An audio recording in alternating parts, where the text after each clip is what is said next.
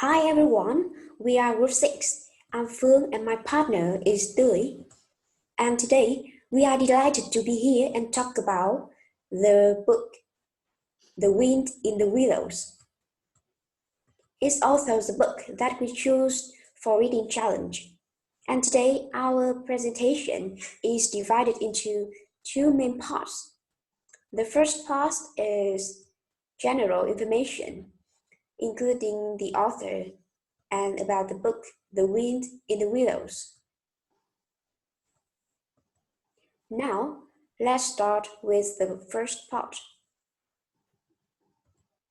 I will give you some information about Kenneth Graham. As we see, this is a portrait of the author. He is known as a British writer.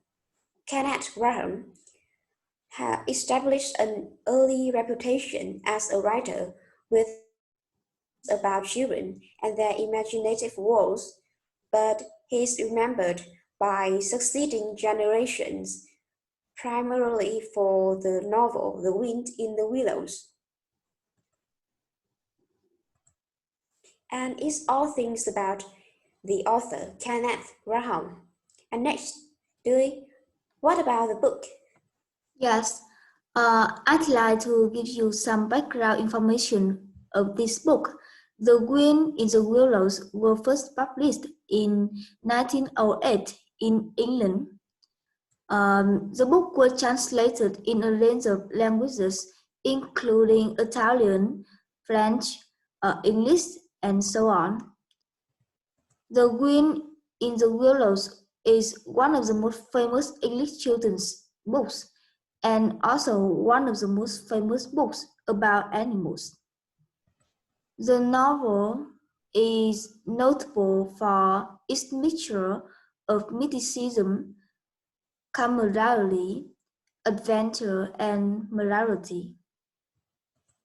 Yeah, there are some main information about the book. Now, let's move on to reading process. It is divided into 4 parts. The reasons of our choice, the main characters, and the main content, and finally is impressive things in the story. Now, I will begin by talking about the reason why we chose this book for our presentation. The first one is that we both love animals, and after searching on internet, we found that the book is a story about interesting adventures of animals. In addition, different from other books that tend to common animals such as lions, rabbits, or tigers, The Wind in the Willows focuses on animals that are not only quite small and ordinary like mole, frog, and ratty, but also usually not welcomed daily and laughed much.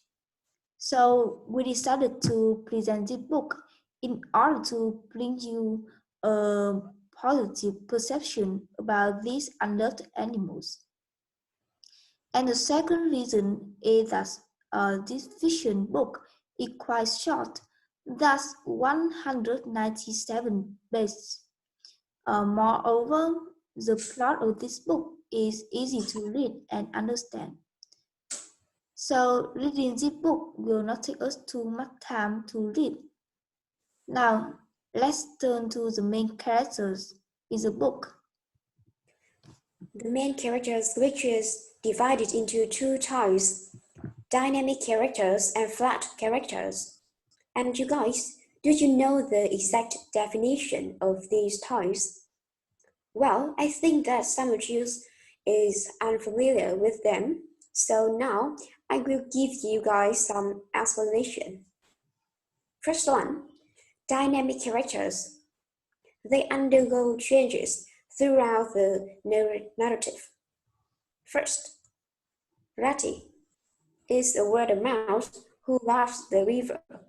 He's also a cultured, relaxed, and friendly animal with a life of leisure and peace.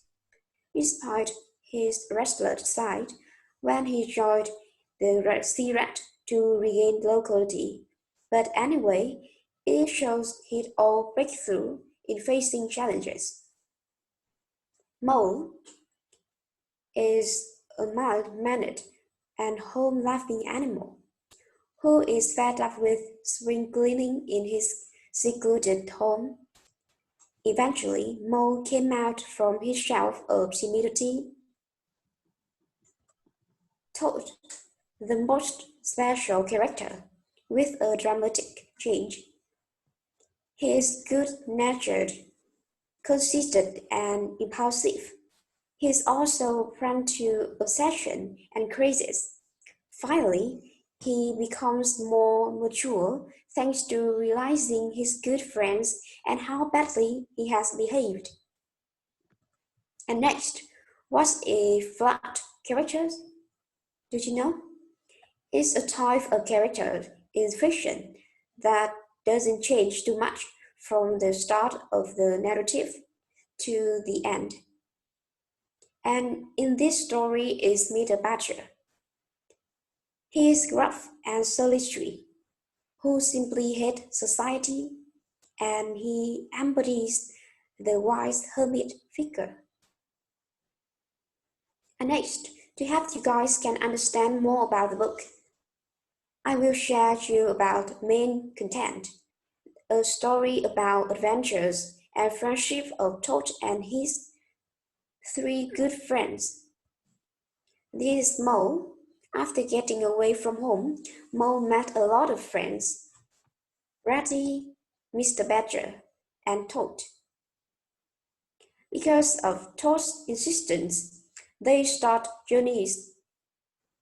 When Toad was repeatedly got into trouble with his reckless driving and been hospitalized for a few times, his friends realized that it's time to protect Toad from his self-destructive obsession.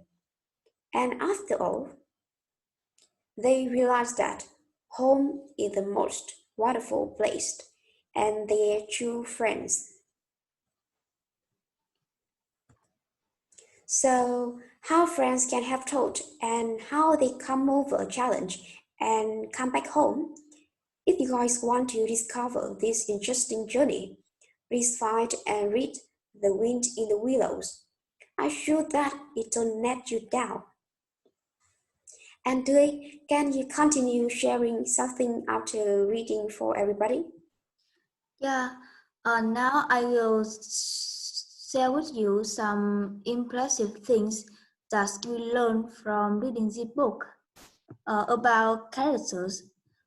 Animals are ordinary and even not welcomed in the real life, but in the Wind in the Willows, they are anthropomorphized to represent the personality of people in reality. And here are valuable lessons about friendship. True friendship never leaves you in time of trouble and assists you in getting rid of your bad habits. Now are some quotes we feel is very meaningful. People come, they stay for a while, they flourish, they build and they go. It is a way, but we remain. There was battles here. I have been told long before that same city ever came to be, and now there are battles here again. We are an enduring lot. We may move out for time, but we are patient, and back we come. And so it will ever be. This paragraph is Basil's monologue. Through it, the author gives readers his awareness of cities. While human is graceful and self-involved, nature will always persist to being everlasting. And Hence, humans should value nature rather than see it as inferior. And second quote, according to narrator in page 74, when his violent paroxysms possessed him, he would arrange the bedroom chairs in rude resemblance of a motor car, and would crouch on the foremost of them, bent forward and staring fixedly ahead, making uncouth and ghastly noises, till the climax were reached, when turning a complete somersault, he would lie prostrate amidst the ruins of the chairs, but apparently completely satisfied for the moment. And this paragraph is evident when Todd has been poisoned by automobiles. He tries to simulate the experience of driving a car while locked in his room. It shows his clearly childish behavior, like a boy obsessed with a new toy or new technology. And finally, due to this immature, he is jailed. Through this wariness of consequence of obsession and a lack of self-awareness, all in hopes that we might learn from Todd's folly. And that brings us to our final presentation. Thanks for your attention.